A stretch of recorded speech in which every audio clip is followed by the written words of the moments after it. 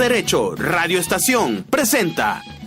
Comienza Radio Guarura, voces y canciones de los pueblos en lucha. Un programa para el diálogo de pueblos indígenas y campesinos en la lucha por la autonomía y la dignidad.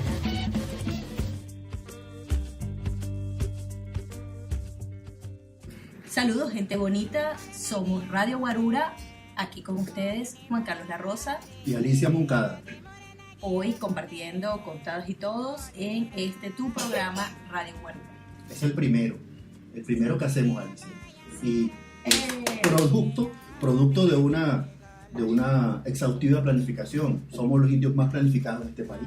Sin embargo, ¿por qué pones esa cara? Bueno, no es tan cierto eso. Nos atrapó la emergencia. La emergencia nos ha salvado de la planificación. Y la emergencia también es angustia. Para ti, para mí y para todos nosotros. Porque nuestros hermanos, una vez más, están en riesgo, corren riesgo la vida de pueblos enteros, producto de la irresponsabilidad del poder. Así es, la hegemonía gubernamental otra vez haciendo de las suyas y en esta ocasión criminalizando a nuestros hermanos y hermanas del pueblo Pemón. El pueblo Pemón ha hecho un esfuerzo de resistencia, de rehacerse para poder enfrentar su destino, un esfuerzo colectivo y por eso invaluable para cualquier comunidad humana, y está dándose sus propias autoridades. Tiene algunos años respondiendo de sus propias autoridades, tratando de construir una difícil, una polémica nueva economía que se va a ventilar en este programa, y está tratando de defenderse de una región donde la violencia y el crimen organizado, la ausencia de soberanía y de legislación efectiva es lo que reina. Y ahí están sus territorios ancestrales, son los primeros que están ahí. Cuando Venezuela no existía, ya estaban los hermanos Pemones Caribe. Así es, pero esa visión no la comparte precisamente el poder militar, quien se opone a cualquier forma de autonomía de los pueblos indígenas, considerándola como una forma de secesionismo frente a lo que llaman el gran Estado-Nación y su hegemonía. En esta ocasión, pues vemos cómo Lisa Enrito, nuestra hermana del pueblo Pemón, parte de la Organización de Mujeres de Agua, es criminalizada. Una vez más, esto no es nuevo, Juancho, y ella nos va a explicar un poco más sobre eso. Hemos entrevistado a Lisa Enrito y lo vamos a tener en este programa. La conversación con ella va a ser fundamental para poder comprender lo que está pasando. Pero además, vamos a escuchar lo que dijo el poder militar por el canal internacional, el canal nacional del Estado, Voz Oficial, en un horario estelar, en el horario de Walter Martínez. Imagínate. El de Dossier, ¿no? Uno de los programas más respetados, pero que, como casi todas las vocerías de los últimos años, se ha hecho bastante policial frente al juicio de la sociedad civil y de las organizaciones sociales. Así es. Y ahí está. Vamos a ver un poco y vamos a comentar lo que nos ha dicho este señor y luego vamos a escuchar a Lisa. Así es. Y bueno, vamos a cerrar con lo que Radio Guarura está haciendo como protesta, que es una canción que está sonando en las redes sociales para protestar por la criminalización del pueblo Pemón. ¿Quién es esta zona? Ahora, viene la pregunta, ¿por qué ellos están pidiendo lo que se llama, lo que es el Estado Amazonas, el Estado Bolívar, el Estado del Tamacuro, todo prácticamente el 54% del territorio nacional? Alicia, lo que este señor está diciendo no es un informe de inteligencia militar. Walter, en su manera de presentar y él en su manera de hablar, típico de la retórica militar de esa profesión, lo presenta como un informe fidedigno que es producto de fuentes de inteligencia. Y realmente lo que es un simple discurso dogmático de la retórica militar tradicional, lamentablemente no la mejor del mundo. La retórica militar tradicional venezolana es una retórica guachimana. Cuando digo guachimana, para los que me escuchan en otras partes, así le decimos nosotros a los que cuidan las minas, a los que han cuidado los yacimientos, que han venido las multinacionales a expoliar en este país. Entonces, esa retórica guachimana de supresión del enemigo interno siempre ha dicho, no de los Pemones, él es tan burdo en su declaración que habla del 54% del territorio nacional.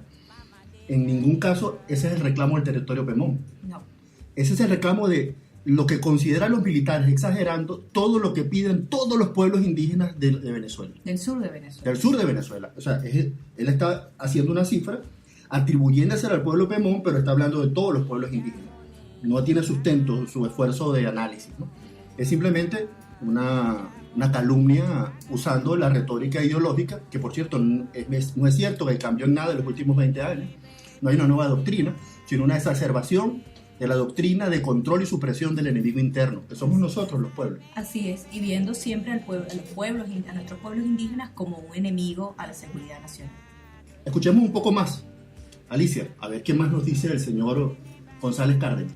Nacida en la Guyana Británica, habla inglés, habla español, habla el taurepán nativo y el pemón brasileño.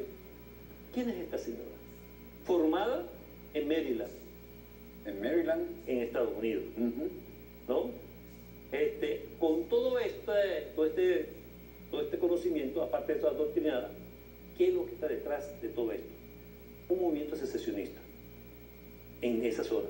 Lesa patria, a priori. Sí. Porque ellas, en esa reunión, la señora... Eso es traición a la patria aquí y en cualquier parte del universo. En esa reunión, la señora, fíjese lo que dice, entre comillas, digo, porque todo lo tengo esta información, nos negamos a dar un paso atrás en la historia. Ellos dicen que la comunidad Pemón existía mucho antes de la Capitanía General de Venezuela, posteriormente a generarse el Estado venezolano, la nación venezolana. Ellos seguían existiendo y por consiguiente ellos están reclamando ahora no solamente lo que es el espacio de la comunidad Pemón, sino los espacios del Amazonas, del Bolívar y del Estado del Tamacuro. Bien, ¿quién está interesado detrás de todos estos espacios? Amazonas, Bolívar y el Tamacuro. Los Estados Unidos.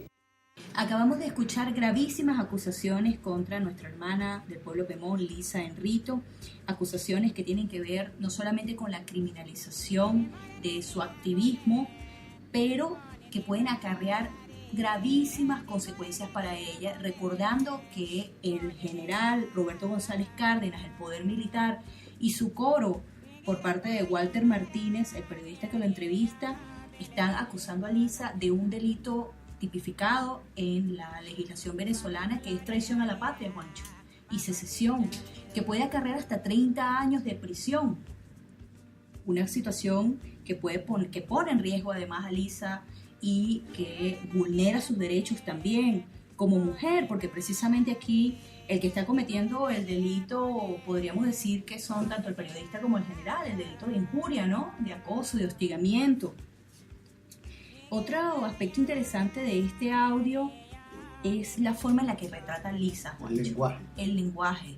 Y este uso de los estereotipos que tanto nos ha costado quitarnos encima, que son los estereotipos de los indígenas primitivos, que deben ser brutos para entrar dentro de el imaginario del poder militar y el poder criollo. El indígena disecado en un museo como otros hermanos seres. Así es. El indígena que además no tiene derecho a la educación formal y que pareciera ser una persona incómoda cuando tiene acceso a la educación. El indígena que además no se comprende su existencia territorial y su nacionalidad. O sea, no se comprende nuestra nacionalidad y nuestra territorialidad y nuestra soberanía preexiste a los estados nacionales, que podemos ser de dos países, porque la colonialidad dividió nuestro territorio. Así es. Nos atraviesa una colonialidad y lo vemos en el caso de las acusaciones del general González Cárdenas, que además vulneran el derecho de Lisa a una vida libre de violencia. Escuchemos un poco más de este audio difícil y peligroso por tratarse de la situación jurídica actual que atraviesa el país, donde hay una indefensión, donde hay una vulneración permanente de derechos en la región. Y hay una criminalización de las organizaciones. En este contexto se dicen estas cosas, y entonces escuchemos un poco más a ver qué otra cosa pudiéramos considerar. Colombia está haciendo esfuerzos para solicitar la libre navegación y sacar sus productos a través del Orinoco, ¿no? Donde llega a través de donde se une el Meta con el Orinoco, a partir de allí, ¿no? Ir a la salida del Atlántico a través del Orinoco hasta el Delta. Casi nada. Prácticamente lo que digo yo, bueno, si esta gente lo que anda buscando es lo que se llama, lo que es toda esta zona, prácticamente se está quedando con el 54% del territorio nacional. Escuchamos a alguien explicando la política de hegemonía y los pleitos entre los estados, que no son tales.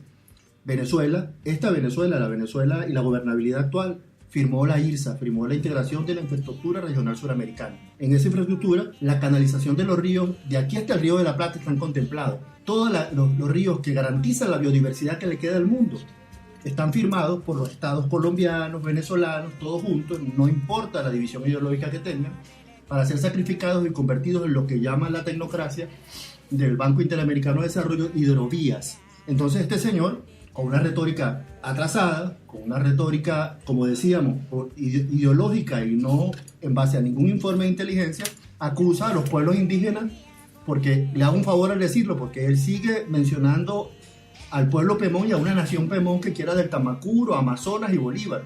Y resulta que está hablando de por lo menos 47 pueblos. Así es. Y recordando también que está hablando de un territorio donde están los grandes commodities de la Amazonía venezolana y que son las últimas fronteras del extractivismo que está a punto de arrasarnos a propósito del arco minero del Orinoco. Y el Estado venezolano, sus gobiernos han sido cómplices. Los dos últimos gobiernos, el gobierno anterior a los últimos gobiernos también, que inauguró el tendido eléctrico, pero el gobierno anterior no lo paró, este gobierno no lo ha detenido. Un tendido eléctrico que atraviesa, Juancho, al territorio Pemón, por cierto. Que tuvo sus víctimas, que tuvo sus sacrificios y sus mártires para combatirlo, aprobado por toda la clase política de este país, de izquierda y de derecha. Y el pueblo Pemón se opuso a eso. Pues Lisa es parte de esa historia, la vamos a escuchar. Vamos a entrevistarla ahora, vamos a escucharla a ella. Los que quieren escuchar el audio completo del general González Cárdenas, pueden verlo en laguarura.info junto a la transmisión de este programa grabada para poder escucharla las veces que ustedes quieran. Y al lado va a tener como suplemento el audio del programa de Walter Martínez completo para que puedan escucharlo. La crisis generalizada que golpea a Venezuela ha afectado todos y cada uno de los escenarios que existen para la producción y desarrollo del país. El derecho a la libertad de expresión no es la excepción frente a las múltiples violaciones de derechos humanos que ocurren en Venezuela. En los últimos tiempos, las posibilidades de expresarnos e informarnos ha sido reinventada debido a que el Estado ha asfixiado a los medios de comunicación. Debido a la escasez de papel, los diarios o periódicos se han visto en la necesidad de reducir su extensión a la hora de publicar una edición. Por su parte, desde el 2013, ya han sido más de 80 los que a raíz de la misma problemática se han visto en la triste realidad de bajar sus santamarías y decir adiós a la prensa venezolana. Hasta el día de ayer, martes 31 de julio de 2018, el diario El Tiempo del Estado Trujillo tuvo la oportunidad de informar, dejando a este Estado con ahora un solo medio impreso y con la angustia de sus trabajadores ante la incertidumbre de este posible trabajo perdido.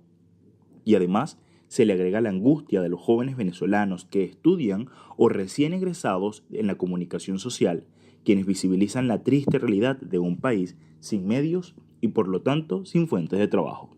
El contexto adverso que atraviesa Venezuela es directo en el golpe hacia la juventud, que por esta y más razones depositan sus sueños en una maleta y la vista fuera de las fronteras. La información está siendo cada día más presionada, más cerrada, menos plural, pero es nuestra labor como jóvenes, como ciudadanos, el buscar los medios necesarios para mantener a la sociedad y a nosotros mismos informados. Usted está en Radio Guarura, voces y canciones de los pueblos en lucha. Hacemos una pausa para identificar esta emisora y lo hacemos con Mayito Rivera y su Canto al Monte.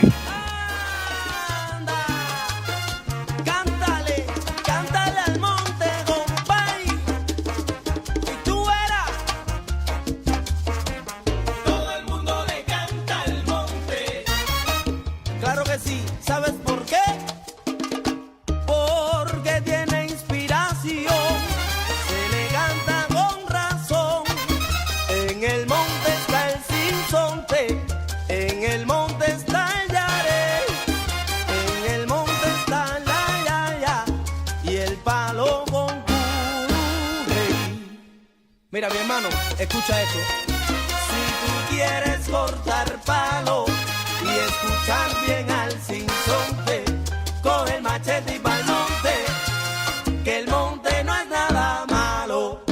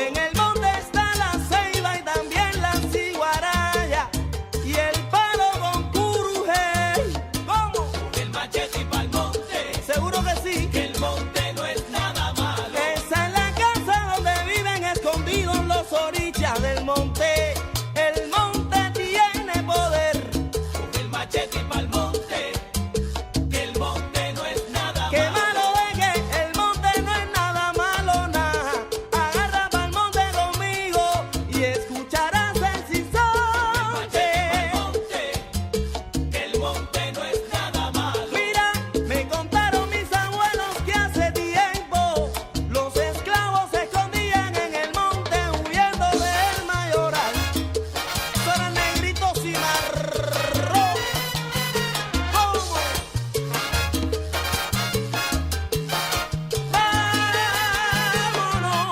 Vámonos para el monte, compay.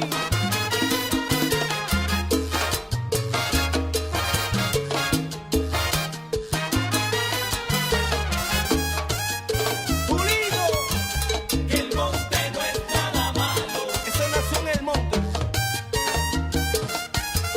Que el monte no es nada malo.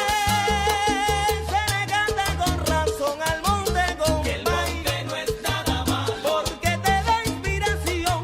El monte sí es para gozar. Que el monte no es nada malo. En el monte alegre tengo una casita, comay. Que el monte no es nada malo. Vamos pa'l monte conmigo pa' que puedas cumbanchar. Que el monte no es nada malo. Ahí nada más es.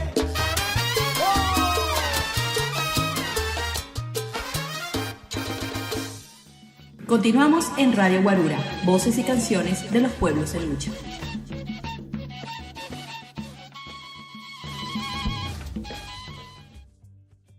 La primera pregunta es que nos cuentes tu historia, le cuentes a la audiencia, le cuentes a los que nos escuchan quién eres tú, porque se habló de ti en televisión, probablemente como el único conocido en todo el asunto es el periodista, pero el militar bastante desconocido, y bueno, solamente los que estamos en la lucha indígena hemos oído hablar de ti, sabemos quién eres tú, entonces queremos que tú nos ayudes a contar qué has hecho y quién eres a la audiencia. Ok, bueno, me imagino que esa pregunta es la pregunta del millón a partir de esa entrevista, pues. Bueno, ¿quién es Lisa Lynn Henrito Percy? Así como me señalaron en esa entrevista.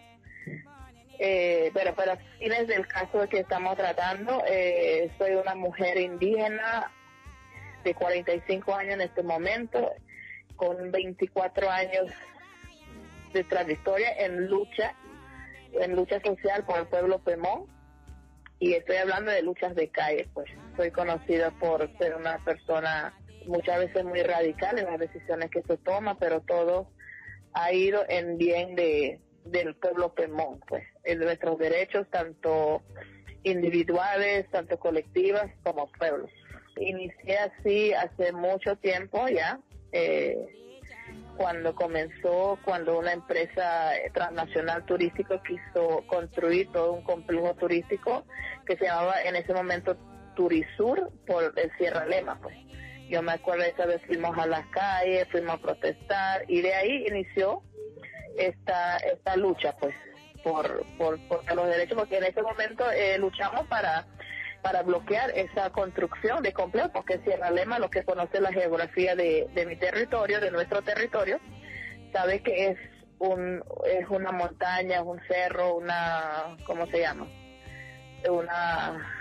Bueno, casi llegando a la sabana, pero es la madre de todas las aguas. De ahí bajan todas las aguas, alimenta el río Cuyuní, de todos los grandes ríos que hay. Entonces no lo íbamos a permitir en este momento. Y de ahí ha venido esa lucha, y de más adelante he luchado por el derecho a la educación, por las comunidades, salud, y bueno, fui cacica de mi comunidad por 3 años durante el año 2005, después del cual, al ser elegido tesorero de la Federación de Indígenas del Estado de Bolívar, pasé a ejercer ese cargo por 1 año, y de ahí entré de lleno a una lucha por la salud de mi pueblo, y cuando los capitanes hicieron una propuesta para la salud, nosotros, un equipo de profesionales, tanto proyectistas como administradores y doctores, enfermeros, hicimos una propuesta, un proyecto, y lo que elevamos en ese momento a Caracas, bajo la dirección Salud Indígena, que estaba la doctora Noli, una mujer indígena guayú, que fue aceptado, pues, y gracias a Dios hoy en día tenemos el SAOI, el Servicio de Atención y Orientación al Indígena, en el hospital aquí y en varios hospitales del país. Entonces, eso en resumido cuentas que puedo decir quién soy dentro del contexto de lo que estamos hablando, pues. El funcionario militar que en el programa transmitido por Telesur y BTV nos dice que tú no eres venezolana. Esa es una de las cosas que dice, ¿no? Y la otra cosa que dice es que tú estás influida por una soberanía extranjera para poder conspirar en un plan de secesión y crear la nación Pemón. ¿Tú has escuchado alguna vez antes acusaciones como esa? ¿Alguna vez se te había señalado anteriormente ese tipo de cosas? Y en todo caso, ¿por qué crees tú que se hacen esos señalamientos? Sí, bueno, estos no son señalamientos nuevos, pues siempre los que conocen la historia del pueblo Pemón, los Pemón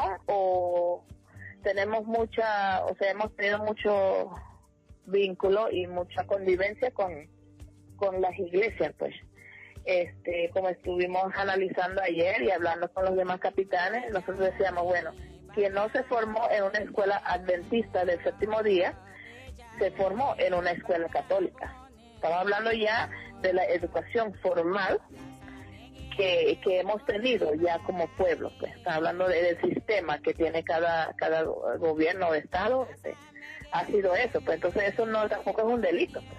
Ahí tenemos nuestro derecho de libertad de la religión y nosotros nos guiamos, escogemos la religión que queramos, pues.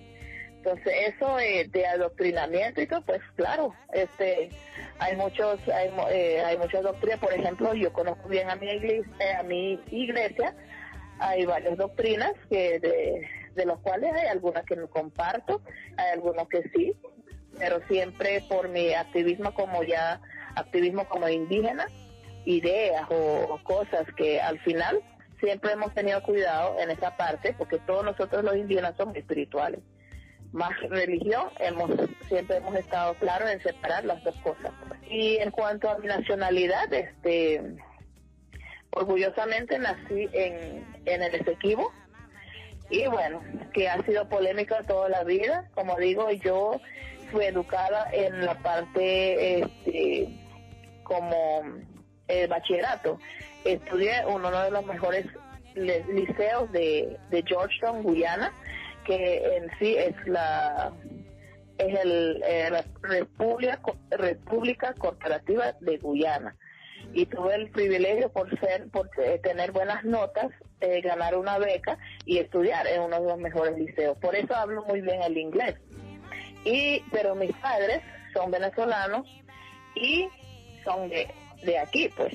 Yo no tengo la culpa que el pueblo Pemón fue dividido entre 3 imperios, Brasil, Venezuela y Guyana. O sea, somos una nación, quieran reconocerlo o no, sí somos una nación. Eso no es un delito, eso ya es un derecho, y eso está conocido internacionalmente, que los pueblos indígenas son originarios, con costumbres, con forma de organización, y eso no es nada.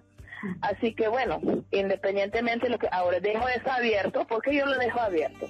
Porque yo digo, si voy por lo que me educaron en Guyana, ese equipo es de Guyana, porque así nos enseñan desde muy pequeñas ser patrióticos. Por eso yo canto el himno de Guyana.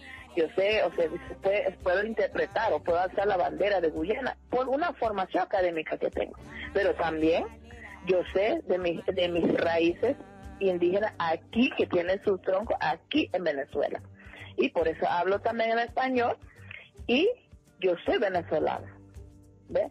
Igual. Y ahora vamos a entrar a la eterna pelea. ¿Ese equipo por fin de quién es? O sea, esa pregunta lo dejo abierto. Y como yo no he querido entrar en polémica, porque yo tampoco voy a pelear con el gobierno de Guyana ni el gobierno de Venezuela, yo siempre he dicho, el Esequibo es del pueblo Pemón, para no tener pelea con ninguno. O sea, el fin de toda esta persecución es por esto, precisamente por la pelea que hay en este momento por el control de territorio rico en minerales auríferos.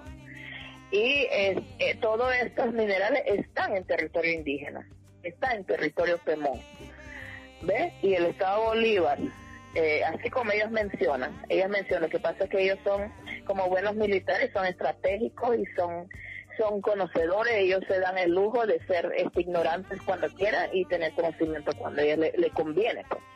Igual sabemos que Amazonas, del Tamacuro y Bolívar son 3 estados grandes y con poblaciones indígenas, y precisamente ahí es donde están todos los minerales, pues. Y esa es la pelea ahorita, pero como yo siempre he dicho, nosotros no tenemos problema siempre y cuando hay una consulta previa, libre e informado, un derecho tanto consagrado en la Constitución como en todas las leyes internacionales. Así que eso es todo. Y como consiguen que según que quieren que el pueblo Pemón siempre dice que no, siempre es un rollo, porque nos han dicho eso en la cara. Ustedes son problemáticos, siempre todo es no, nunca se llega a un consenso con ustedes. Bueno, entonces empezó la lucha, pues, empezó la guerra de otra forma. Y este es el resultado, de eso estamos claros todos. Vamos a presentar entonces una canción de protesta, Juancho, que resume de manera muy sucinta lo que está viviendo el pueblo Pemón. Bloody Mandón. Están calumniando al pueblo Pemón. Bloody Mandón. Lo están acusando de hacer secesión. Bloody Mandón. Militar corrupto, militar matón. Bloody Mandón. Quiere sacar oro de tierra Pemón. Bloody Mandón.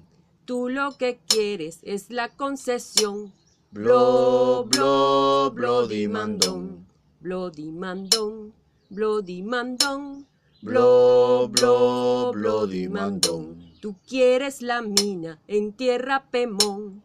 Bloody Mandón. Bloody Mandón. Bloody Mandón. Bloody Mandón. El arco minero es sangre y dolor. Bloody Mandón. La muerte se abraza con la corrupción. Bloody Mandón. La muerte es el precio de ese mineral. Bloody Mandón. Los pranes se juntan con el general. Bloody Mandón. Usted periodista debe investigar. Bloody Mandón. Usted don Martínez debe investigar. Bloody Mandón. Ante los imperios van agachaditos. Bloody Mandón. La que está luchando es la Lisa Enrito. Bloody Mandón. El arco minero es sangre y miseria. Bloody Mandón. Aunque haya en Caracas hagan una feria. Bloody Mandón. El arco minero nos deja sin agua. Bloody Mandón. Si roban los reales nos dejan sin nada. Bloody Mandón. Continuamos en Radio Guarura, voces y canciones de los pueblos en lucha. Lisa, en los medios caraqueños, en la opinión pública venezolana, un argumento que cada vez es más frecuente es un cuestionamiento al sistema de autoridades Pemón que se ha dado al pueblo Pemón, ¿no? El Consejo de Caciques. Ahí dicen, bueno, ¿qué significa eso? ¿Qué pretenden con ese Consejo de Caciques? Y también la acusación es que también los Pemones son mineros y tienen su propia minería. Y la otra cosa que permanentemente se dice es que los Pemones tienen su propio ejército. En el lenguaje militar se hace cada vez más frecuente, solo que este militar esta vez lo dijo en un programa de televisión público, que es realmente lo que sucede en el territorio Pemón. Quiero que nos hables de cómo conquistó el pueblo Pemón su Consejo de Caciques, qué significa el proceso de seguridad comunitaria que ustedes han emprendido y lo difícil y contradictorio que otros voceros dirigentes pemones nos han contado, que ha sido el proceso de tener que asumir la minería como una opción para poder enfrentar los enemigos que tienen en el territorio los Pemones. y lo que ha significado para tu pueblo eso. Ok, vamos a comenzar por la minería. Históricamente todos los pueblos indígenas siempre han sido mineros. Ojo, escuché lo que estoy diciendo, no quiero seguir creando malinterpretaciones y todo eso. A ver, ¿qué fue lo que atrajo el ojo de Cristóbal Colón cuando llegó? Fue el oro. Claro, tal vez en ese momento el oro estaba arriba, estaba en las quebradas, estaba a la vista, pues. O sea, entonces, de acusar a un pueblo indígena de ser minero, o sea, no tiene lógica y por supuesto, eso es lo que atrajo a todo este desastre de invasión que tuvimos de los imperios, gracias a nuestro oro. Así que eso no es secreto para nadie, ni secreto va a ser. Ahora, cuando viene un sistema creado, un gobierno de un estado, acuérdense, todo este desastre comenzó cuando alguien brillante en ese gobierno decidió declarar la minería ilegal. Ahí comenzó el desorden. ¿Ves? Entonces, que ahora es parte de una actividad económica del pueblo Pemón, por supuesto. Si todo el mundo se está peleando por nuestro oro, ¿y dónde está el oro? En nuestro territorio. Es como dijeron unos paisanos ayer, unos hermanos ayer. Bueno, pero de verdad que están peleando nuestro oro y que estamos haciendo, vamos a sacar el oro para que se acabe este rollo de una vez. Porque si eso es lo que están peleando, entonces vamos a sacarlo nosotros y le entregamos al gobierno lo que necesita y se acabó el rollo. Claro, eso es un comentario como decir, oye, pero al final, ¿qué están peleando aquí? El oro, más nada. Lo que siempre he dicho que no, todas las comunidades son mineras. No. Hay una comunidad minera es muy diferente a una comunidad indígena en zona minera. Como por ejemplo, cuando pasó el problema en La Paragua, donde hoy en día hay una comunidad minera, porque de verdad Musucpa fue formado o se conformó sobre una mina, una bulla de mina, donde el propio ejército se encargaba, después de sacar a los mineros de ahí, se encargó de trabajar esa mina. Y ahí, a raíz del conflicto, se creó una mina. Eso sí es una comunidad minera, porque se fundó, se creó y hoy es una comunidad gracias a una bulla de mina que estaba ahí. ¿Tú te refieres al conflicto Pemón, al conflicto Pemón con la Fuerza Armada? Sí, estoy refiriendo a eso. Entonces de ahí ha venido varias cosas del conflicto con los militares, pero ¿por qué? Precisamente por el atropello, la extorsión, el maltrato, el tráfico de influencias. De verdad, para nadie eso es secreto y nadie dice nada. Pero el indígena, Pemón, es pacífico, ellos permiten que pasen las cosas, pero cuando llega al límite pasa lo que pasa. Pero eso también es bueno, porque nosotros como pueblo, nuestras políticas internas como pueblo han ido saliendo de los conflictos. Y hablando de manera general, ¿de dónde salen las políticas? Pues todas las políticas nacen de un conflicto. Y eso es lo que ha pasado. Pasó lo que pasó en el febrero de 2013, cuando volvió a pasar, y aún peor, con todos los atropellos que pasó en Urimán. Volvió a actuar el pueblo Pemón. De ahí se decide y se tomó la decisión, porque nosotros siempre hemos dicho, cualquier cambio es bueno, siempre y cuando viene desde adentro, que nace en el seno de un pueblo, porque no nos gusta, como pueblo no nos gusta y no lo vamos a permitir, por eso tenemos la reputación que tenemos, no nos gustan las imposiciones. En ese sentido que menciona, háblanos entonces del Consejo de Caciques y de la Guardia Territorial, explícale a Venezuela, a los... Ahora voy a eso. El Consejo de Caciques nace el 28 de febrero, nace ya la conformación, porque decidimos, bueno, ya van a seguir estos rollos, ya nos van a dejar un momento tranquilo con nuestra mina y tenemos que organizarnos. Ahí se tomó la decisión de crear el Consejo de Caciques Generales, porque ya para esa fecha la Federación Indígena de Estado Bolívar ya estaba muy politizado, solamente era una plataforma para lanzar candidatos.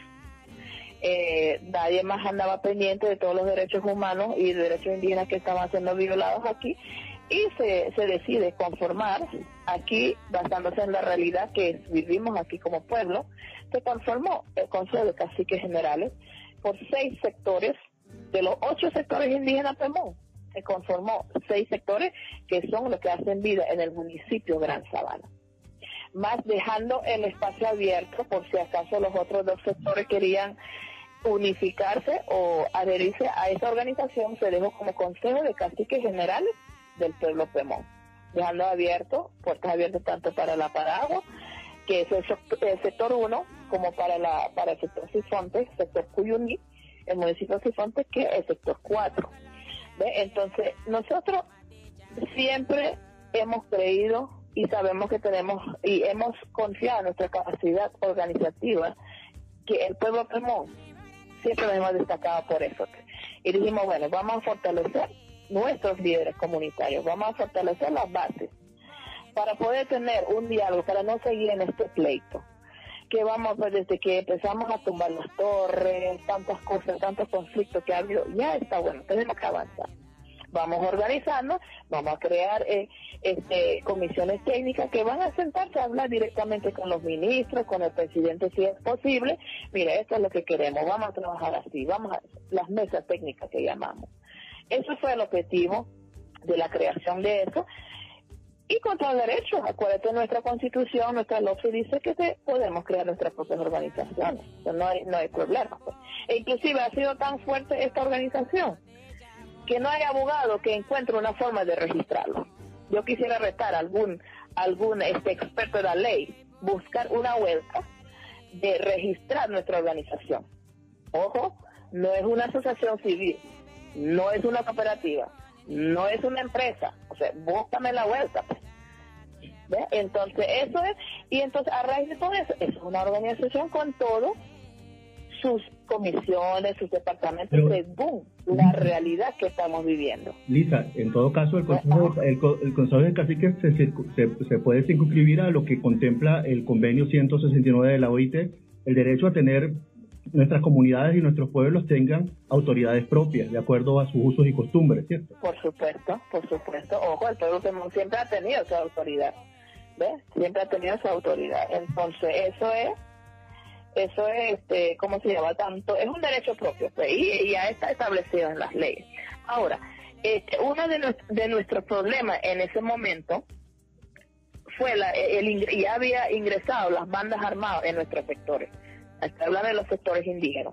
Ya el problema que hubo muchos problemas en la Paragua en ese momento con el sindicato, también aquí en 88, bueno, lo que se sabe. Y ya habían ingresado, inclusive están aquí. Sabemos de que hay pranatos aquí. O sea, uno de los problemas que analizamos en ese momento, una realidad que estuvimos viviendo y lo seguimos viviendo, fue el ingreso de bandas armadas a nuestro territorio. Y como ya cuando analizamos la situación, estas bandas o estos pranatos estaban en el territorio, la Guardia Nacional sabía y sabe de su existencia, tanto el ejército también, todos saben, más bien ese es su campo de cobrar vacunas. O sea, dijimos, ok, si el Estado no va a tomar carta en el asunto, entonces nosotros creamos nuestro propio cuerpo de seguridad que inició como seguridad comunitaria, pero como también el pueblo Pemón hace vida en Cantalena Guairén, abarcamos todo el territorio. Y ese ha sido el motivo de, de críticas, hemos actuado, yo personalmente tuve la experiencia, estuve frente del cuerpo de seguridad por 1 año 6 meses, desde el septiembre de 2016 hasta principios de este año. Lisa, una pregunta. Entonces, Estamos hablando con Lisa Enrito, dirigente luchadora social del pueblo Pemón, para Radio Guarura, bajo el auspicio de Humano Derecho Radio Estación. Eso quiere decir que este sistema de seguridad que ustedes han creado para resguardarse de las bandas y del crimen organizado está subordinado a la autoridad Pemón. Sí. Son las autoridades que ordenan el trabajo de este cuerpo de seguridad. Sí, están adscritos a sus diferentes capitanes y cada sector tiene un coordinador de seguridad que reporta al jefe de seguridad, que hay una coordinación general del Consejo de Caciques, y así se va coordinando las acciones. Lisa, queríamos preguntarte además sobre la supuesta presencia de actores armados no estatales de la guerrilla colombiana en territorio Pemón y en minas cercanas al territorio Pemón. ¿Qué nos puedes decir sobre eso? Sí, hay presencia de la guerrilla en San Martín de Turumbá. Ellos tienen un nombre ahí que tiene que ver con así como algo como socialista que ha visto, pero son personas son colombianos. Son colombianos. También tenemos información de ingresos a San Luis de Morichal. Entonces, bueno. Ok, y una última pregunta, Lisa, antes de que cerremos. ¿Qué nos puedes decir sobre la situación de las mujeres y niñas indígenas del pueblo Pemón en todo este contexto de lo que nos has explicado, de criminalización de la lucha del pueblo Pemón, de militarización, del pranato que existe y que quiere penetrar el territorio Pemón? ¿Qué nos puedes decir sobre esto? Bueno, nada diferente a lo que pasa en todos los casos de esto. Son los más vulnerables, son las más afectadas. Y bueno, siempre va a ser así. Tanto la parte, las mujeres y los niños, pues, son los que más sufren de las consecuencias de esto. Cerramos entonces despidiéndonos de Lisa, agradeciéndole haber participado en Radio Guarura. Y bueno, no nos queda más que seguir apoyándote, Lisa, en tu lucha, y sabes que estamos contigo y que seguiremos pendientes de ti y de tu activismo. Muchas gracias por tomarme en cuenta. Bueno, y ojalá que nuestra versión, nuestra historia, nuestro lado de la historia, ojalá que pueda llegar a los que quieren escuchar la verdad. Bueno, esta fue Lisa Enrito desde el territorio Pemón para Radio Guarura, un programa, una transmisión de Humano Derecho Radio Estación y de las emisoras aliadas. Gracias, Lisa. Gracias por la entrevista.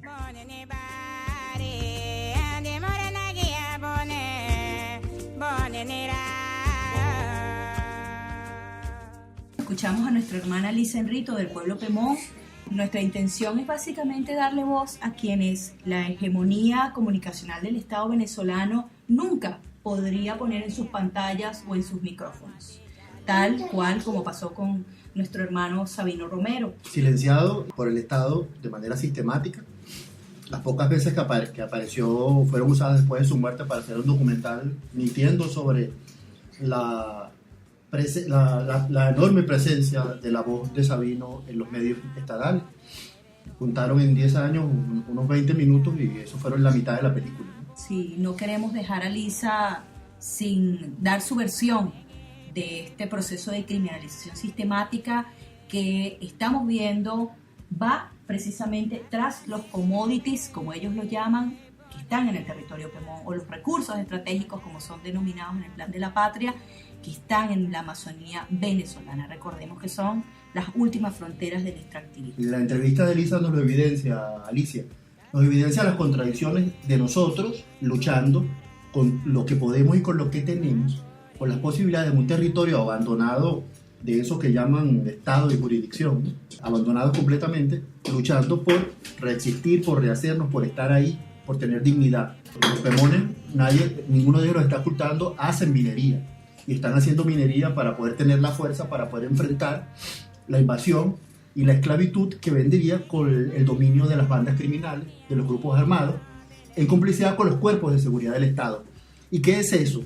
Eso es la balcanización de la región, eso es la africanización y la creación de un modelo de economía de enclave donde gobierna el crimen como gobernó en África. Eso es el arco minero del Orinoco, Alicia. Así es. Bueno, hablando de arco minero del Orinoco, vamos a escuchar una producción musical de Verbigracia que nos encanta, también de la Guarura Records y del estudio Siglo XX.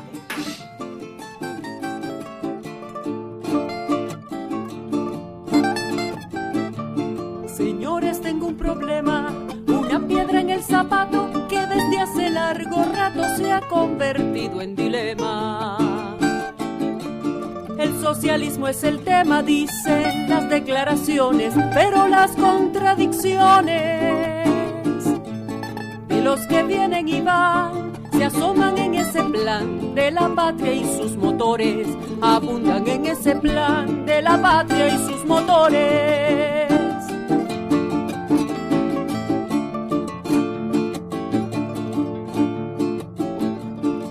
Firmaron los convenios para taladrar la tierra en Guayana y en la sierra mire qué asunto tan serio. No confiar en los imperios aconseja la experiencia, porque vienen con su ciencia. Dañan la tierra y los ríos hasta que a este pueblo mío se le agote la paciencia. Por eso es que al pueblo mío se le agota la paciencia.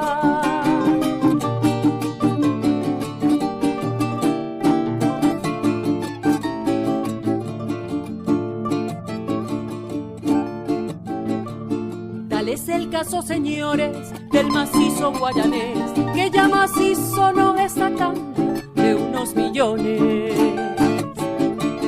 Las máquinas y camiones destruyen la Amazonía y el yecuana en la porfía.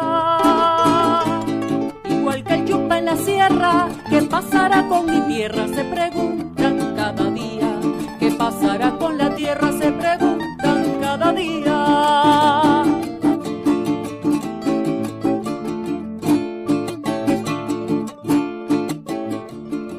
Que viven en ciudades piensan con mucha inocencia y ven con indiferencia lo que pasa en los caudales. La extracción de minerales seca la cuenca y los ríos y cada vez hay más lío. A beber agua potable, no vaya a llorar, comadre, si están sedientos sus críos. Será muy tarde, comadre, para proteger.